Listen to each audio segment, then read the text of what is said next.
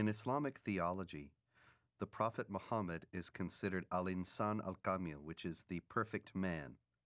He is the model par excellence to be imitated. He is the person that the more a Muslim is like him, the better off he is. So the Prophet Muhammad is revered today in the Islamic world as the primary model of human behavior.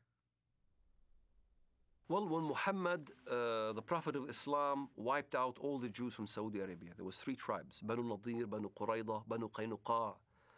We were proudly studying this in school as Muhammad, the Prophet of Islam, ordered the beheading of the Jews of Banu Qurayda and the women being taken as concubines.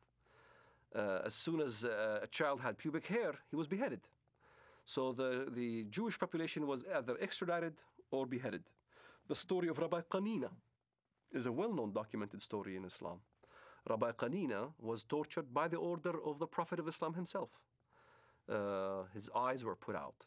He was burned in order to confess where the Jewish tribes were hiding their goods, their gold and their silver and all those kind of things. And this is right from the Hadith.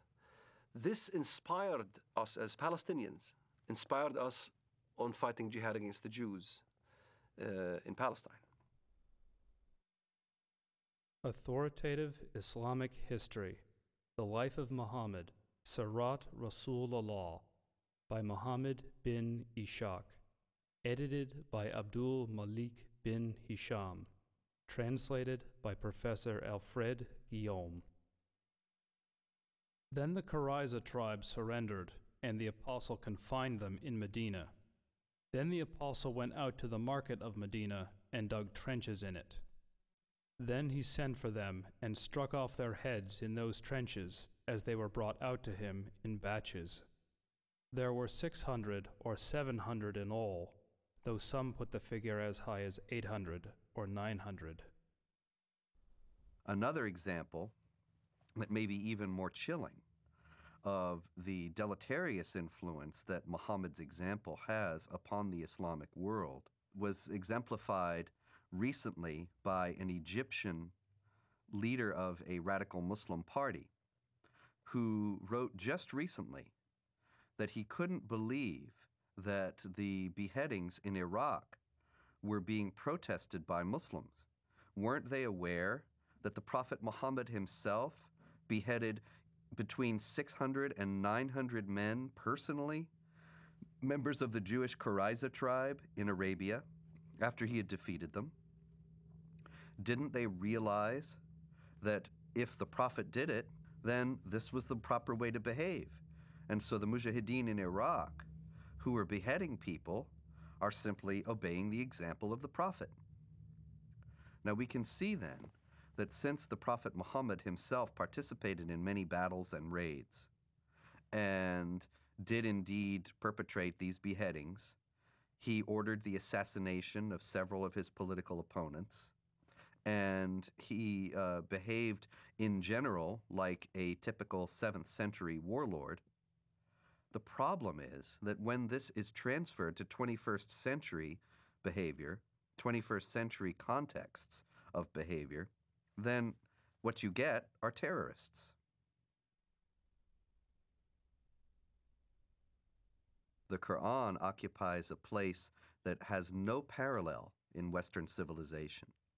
The Quran is considered by Muslims and by traditional Islamic theology to be dictated word for word by God himself, by Allah himself, through the angel Gabriel to the Prophet Muhammad. As a result, every word of it is the words of God himself. Every word of the Quran, unless it is canceled by another section of the Quran itself, is valid for all time and cannot be questioned, cannot be reformed, cannot be changed within an Islamic context. This means that moderate Muslims, peaceful Muslims, if they are sincere, have to reject entirely Quranic literalism. But to do so puts them outside the sphere of anything that has been considered Orthodox Islam throughout history, because to do so is to reject the very basic premise of Islam, that this is a book that is dictated by God and is a perfect copy of a perfect book, the al-Kitab, the mother of the book that has existed forever with Allah in heaven. The Noble Quran, translated with parenthetical notes by Dr. Muhammad Taqi-ud-Din al-Hilali and Dr. Muhammad Muhsin Khan. Surah 98, verse 6. Verily, those who disbelieve in the religion of Islam, the Quran and Prophet Muhammad, from among the people of the Scripture, Jews and Christians, and al-Mushrikun, other disbelievers, will abide in the fire of hell. They are the worst of creatures. So the Quran is simply a set of direct commandments or else narratives, descriptions, sometimes very distorted descriptions of Judaism and Christianity.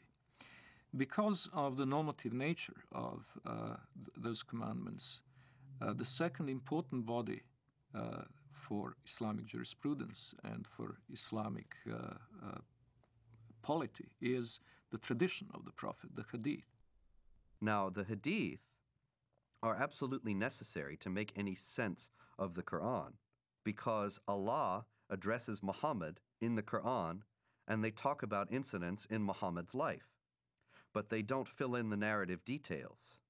So you have to go to the Hadith, the traditions of the Prophet Muhammad, in order to understand what's being said in the Quran and why. The Hadith are many, many volumes of traditions of the Prophet.